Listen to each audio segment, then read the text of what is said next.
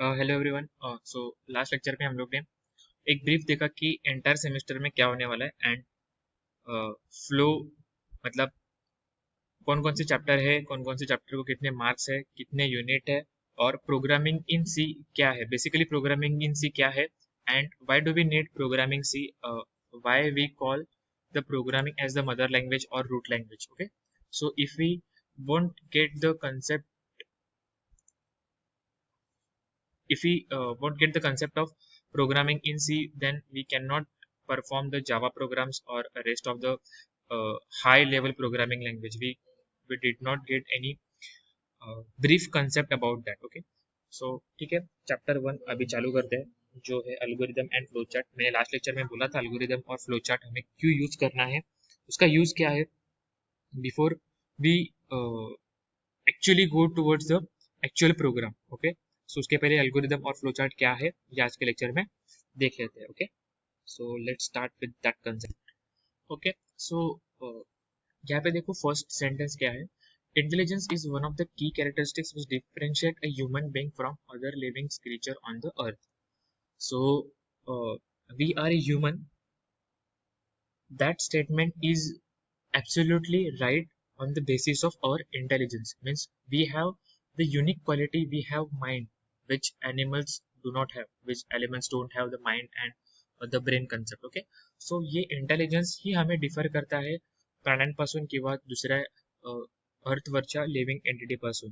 So if the one person goes bank to withdraw money after knowing the balance in his account, he or she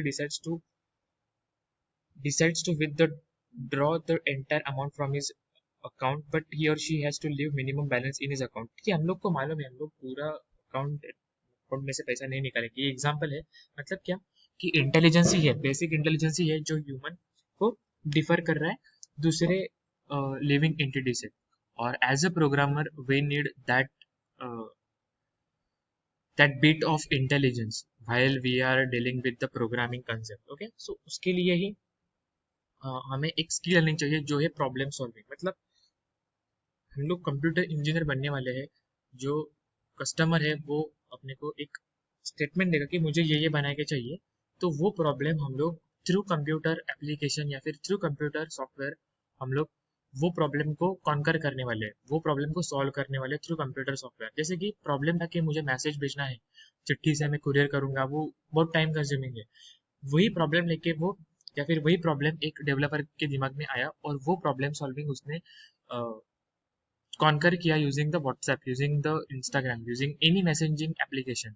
समझ में आया कि real world problem के साथ अगर मुझे डील करना है, so to conquer the real world problem we develop one software, we develop one application. Clear with this? Okay, so this intelligence, okay, एक एग्जांपल पे दिया है यहाँ पे देखो। If you are watching a news channel on your TV and you want to change it to a sports channel, you need to do something, that is move to the channel by pressing that channel number on your remote. This is a kind of problem solving. Okay, so if you want to switch that channel, then we press the channel number या फिर we press the upward and forward direction forward button to reach that particular channel, to reach that sport channel. Okay, so this is the basic intelligence we use to solve that little bit problem. ऐसे ही आगे जाके मतलब अभी college में तो क्या फिर यहाँ पे देखो, if someone ask you to if someone asks to you what is time now, okay, so saying time in your watch and telling him is a kind of problem solving. So ये ऐसे छोटे बहुत problem हम लोग daily life में face करते रहते हैं। ठीक है, सो अभी ये इंटेलिजेंस और प्रॉब्लम सॉल्विंग ये दोनों को मिला के, मतलब इंटेलिजेंस मिला के हम लोग को प्रॉब्लम सॉल्विंग करना है और हमें प्रोग्राम डिजाइन करना है। But before that we need to focus on the algorithm and the flowchart concept. तो समझते हैं कि ये एग्जैक्टली अल्गोरिदम और फ्लोचार्ट कंसेप्ट क्या है। So algorithm can be defined as a sequence of activities to be processed for getting desired output from a given input. Clear with this? A sequence of activities. We need to perform a sequence of activities, not only single activity. अगर addition का अगर calculator का program run करना है, so we need to perform a sequence of activities. Those activities consist first addition, then subtraction, उसके बाद multiplication, उसके बाद वो डिवीजन, मॉड्यूलस, बाद में वो पांचों ऍक्टिव्हिटीज को इकट्ठा करना आणि त्या सगळ्यांना एकत्रित करून रन करणे.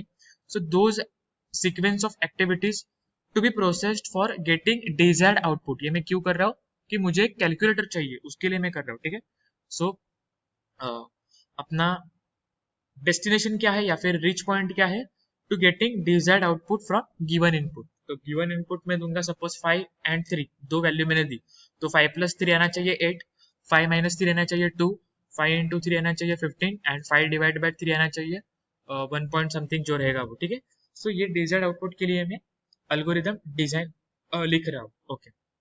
Then we can, okay, now if we take definition of algorithm as, जैसे हम लोग ने देखा ऊपर कि a sequence of activities to be processed for getting desired output from a given input, then we can say that first getting specified output is essential after algorithm is executed. Means अगर आपने एक अच्छे programmer की तरह एक अच्छा वाला algorithm design किया, तो आप एक्सपेक्ट कर रहे हो कि जो आपको आउटपुट चाहिए वो आपको मिल रहा है। Second, one will get output only if algorithm stops after finite time। और दूसरा क्या है, आउटपुट मुझे मिलना चाहिए, जितने मैंने स्टेप्स बोले हैं वो फाइनाइट स्टेप, फाइनाइट मतलब मैंने एक डिसाइड किया, मैंने 5 स्टेप बोले, इनफाइनाइट मतलब जिसको नंबर नहीं है, लिमिटलेस, और फाइनाइट मतलब लिमिट है, मैंने 5 बोले तो 5 स्टेप होने के बाद मैं आउटपुट एक्सपेक्ट कर रहा हूँ। Then the third is activities in an algorithm to be clearly defined, in other words for it to be unambiguous, okay। So using these three criteria we write algorithm, uh, we reduce the complication in the program while uh, dealing with the algorithm, okay। Now let us take some exercise to develop an algorithm। अभी actual हम लोग algorithm बनाएंगे for some simple problems। while writing algorithms we will use following symbol, okay। तो algorithm अगर मुझे लिखना है तो अभी आप ये वीडियो को पॉज करके ये मतलब डेफिनेशन लिख सकते हो आप लोग, या फिर ये सिंबल्स जो यूज्ड है वो भी आप लिख सकते हो, जैसे आपको जमेगा वैसे, या फिर गूगल करो मिल जाएगा, ठीक है। सो ये जो सिंबल्स है वो सिंबल्स हम लोग यूज करने वाले हैं at the time of writing algorithm. So first है plus for addition, minus for subtraction, अभी इसमें क्या बड़ी बात नहीं है, स्टार हम लोग मल्टीप्लीकेशन के लिए यूज करते हैं और ये स्लैश डिवीजन के लिए यूज करते हैं, ओके। अभी ये छोड़ के ये देखो, ये जो लेफ्टवर्ड डायरेक्शन में एरो है, this is used for assignment operator. अभी असाइनमेंट ऑपरेटर क्या है हम लोग आगे देखेंगे, लेकिन अभी फिलहाल सिर्फ इतना ध्यान में रखो, असाइनमेंट मीन्स मैं असाइन कर रहा हूँ, लाइक ए को मैं 0 वैल्यू असाइन कर रहा हूँ, ठीक है। मैंने आपको 5 क्वेश्चन दिए, मैं आपको 5 क्वेश्चन असाइन कर रहा हूँ कि आप लोग ये कंप्लीट करो, ठीक है।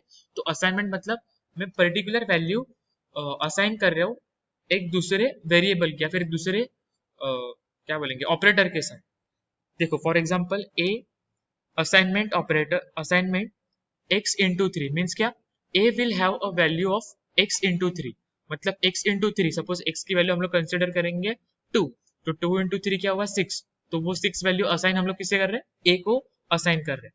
Clear with this, okay. अभी एग्जांपल दिया है हम लोग ने एल्गोरिथम का, problem 1 find the area of circle of radius r, ठीक है। मतलब ये प्रॉब्लम 1 का हमें एक्चुअली प्रोग्राम लिखना है कि find the area of circle of radius r, but before that we focus on the algorithm concept. Algorithm होने के बाद फ्लो चार्ट, और उसके बाद हम लोग प्रोग्राम लिखेंगे। जो प्रोग्राम लिखने वाला पार्ट है वो चैप्टर 2 से चालू होगा, ठीक है। हम लोग अभी चैप्टर 1 ही देख रहे हैं, ठीक है। सो ये प्रॉब्लम है मेरा, ये प्रॉब्लम को मुझे प्रोग्राम लिखना है, बट उसके पहले हम लोग अभी फोकस कर रहे हैं अल्गोरिथम पे, ठीक है। सो इनपुट्स टू द एल्गोरिथम मतलब क्या है, मुझे एक एरिया ऑफ सर्कल का एरिया मुझे फाइंड आउट करना है जिसका रेडियस है r, ओके।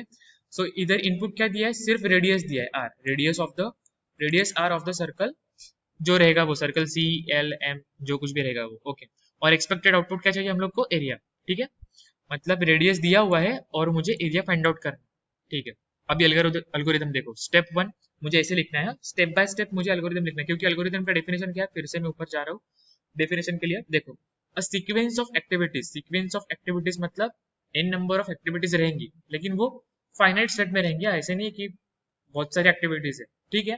वो activities depending on the nature of program वो 1000 रह सकती है, मिलियन रह सकती है, बिलियन रह सकती है, या फिर कॉलेज के लेवल में 5 लाइन भी रह सकती है, लेकिन वो एक्टिविटीज सीक्वेंस में फॉलो होनी चाहिए to be processed for getting desired output, ठीक है। सो हम लोग वो सीक्वेंस ऑफ एक्टिविटीज लिख रहे हैं। सो उसमें फर्स्ट सीक्वेंस या फिर फर्स्ट स्टेप कौन सा है, रीड और input the radius R of the circle, मतलब ऑब्वियसली मुझे पहले रेडियस क्या है ये मुझे देखना है, ठीक है। सो मैं ये उसकी रेडियस फाइंड आउट करूंगा। स्टेप 2 इज, अभी मैं क्या फाइंड आउट करूंगा, मेरे पास रेडिया है, सॉरी रेडिया नहीं रेडियस है, और मुझे फाइंड आउट करना है area. Okay, so area of circle क्या है, आप लोग ने स्कूल में पढ़ा है, area of circle is equal to 3.14 into r square means pi into r into r। Okay, so pi into r into r लिखा मैंने, और यहाँ पे देखो डबल स्लैश करके मैंने लिखा है कैलकुलेशन ऑफ एरिया। अभी ये जो डबल स्लैश है ना वो कमेंट है, कमेंट मतलब ऑप्शनल पार्ट है, ये अगर नहीं लिखा तो भी चलेगा, बट मुझे समझ में आना चाहिए, इसलिए हम लोग प्रोग्राम या फिर अल्गोरिदम में कमेंट देते हैं, ठीक है। ये मतलब थोड़ी प्रोफेशनल हैबिट है कि कमेंट लिखना, बट ये मैंने बोल दिया, ये नहीं लिखा तो भी चलेगा। ओके, स्टेप वन में मैंने इनपुट लिया, स्टेप 2 में मैं एक्चुअल एरिया फाइंड आउट कर रहा हूँ यूजिंग दैट इनपुट, और स्टेप 3 में क्या कर रहा हूँ, जो मैंने रिजल्ट फाइंड आउट किया है वो सिंपली मैं प्रिंट कर रहा हूँ, ठीक है। सो स्टेप 1 क्या था, रीड द इनपुट। ओके, तो आप लोग को समझ में आ गया होगा कि ये कॉन्सेप्ट क्या है अल्गोरिदम का, और बहुत ही ईजी है, ठीक है। और एक एग्जांपल देख लेते हैं। The second problem is write an algorithm to read two numbers and find their sum. मतलब क्या, दो नंबर रीड करो ए और बी, और फाइंड देयर सम, मतलब ए प्लस बी क्या है वो फाइंड आउट करना है, ठीक है। सो अभी इनपुट्स और आउटपुट, एक्सपेक्टेड आउटपुट ये हम लोग को लिखना है। तो जैसे इधर हम लोग ने लिखा था, देखो inputs to algorithm and expected output. Okay, so input क्या है, num1 and num2, first number and second number. Okay, num means number, expected output क्या है, दोनों का sum, sum of two number, sum क्या है, एडिशन दोनों का, दोघांची बेरीज। Okay okay, so the algorithm of this problem is like, अभी ऊपर देखो 3 ही स्टेप थे क्योंकि वो प्रॉब्लम छोटा था, अभी यहाँ पे 6 स्टेप है, प्रॉब्लम थोड़ा बड़ा है। पहले क्या करेंगे हम लोग, ओके यहाँ पे देखो उन लोग ने स्टार्ट और एंड नहीं लिखा है, तो अल्गोरिदम में हम लोग को, मैं ये भूल गया कि कंपलसरी स्टेप 1 करना है स्टार्ट, और कंपलसरी स्टेप लास्ट करना है एंड। ओके, स्टार्ट किया, रीड इनपुट फर्स्ट नंबर, मैंने क्या किया, रीड और इनपुट, रीड करो या फिर इनपुट करो first number. Then step 3 is read और इनपुट सेकेंड नंबर, दोनों मतलब num1 रहेगा 3, num2 रहेगा 5। ओके, रीड किया मैंने। Step 4 is sum is equal to sum assignment num1 plus num2, ये ऐसे लिखना है मुझे, इक्वल टू नहीं लिखना है, ये ऐसे लिखना है मुझे, असाइनमेंट ऑपरेटर। तो क्या, num1 प्लस num2 की वैल्यू है 3 प्लस 5 8, तो वो सम को मिल जाएगी, लेकिन यहाँ पे मैंने कहाँ पे डिस्प्ले किया है, क्या 8 कहाँ पे डिस्प्ले हो रहा है, नहीं, तो नेक्स्ट स्टेप पे क्या करना है, प्रिंट सम, तो वो सम की वैल्यू 8 है वो डिस्प्ले हो जाएगी, ठीक है, समझ में आया। और लास्ट स्टेप एंड करना है। ओके, तो अल्गोरिदम आपको समझ में आया, और भी इन लोग ने बहुत सारे अल्गोरिदम दिए। ओके, और one more point, types of algorithm. So there are 3 types of algorithm, sequence, branching and loop. Sequence मतलब वन बाय वन, ये फॉलो किया तो उसके ऊपर सेकंड एक्टिविटी, सेकंड के ऊपर थर्ड एक्टिविटी। ब्रांचिंग मीन्स जो ट्री में रहते हैं ना, देखते हैं यहाँ पे।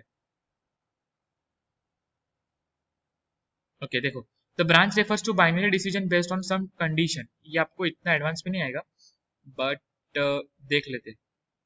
यहाँ पे देखो, write algorithm to find the greater number between two number, दो नंबर है उसमें से ग्रेटर नंबर कौन सा है, ठीक है।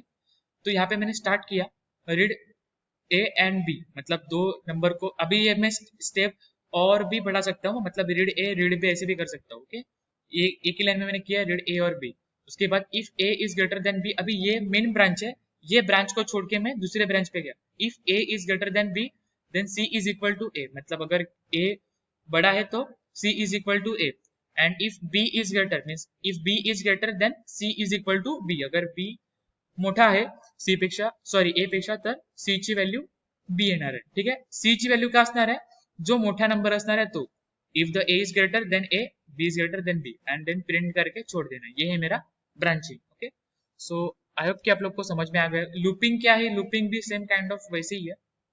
देखो, start i is equal to 0, i is in standard output i plus plus, ठीक है। नेक्स्ट लेक्चर में ये बोलता हूँ मैं, क्योंकि अभी ये स्किनोमेटिक का टाइम खत्म हो रहा है, तो नेक्स्ट लेक्चर में ये लूपिंग और फ्लोचार्ट जो है वो नेक्स्ट लेक्चर में हम लोग कवर कर लेंगे, ठीक है। लूपिंग भी वैसे ही है, और जो कंडीशनल मतलब सीक्वेंस वाला है वो हम लोग ने पहले ही देख लिया था, ब्रांचिंग भी देख लिया।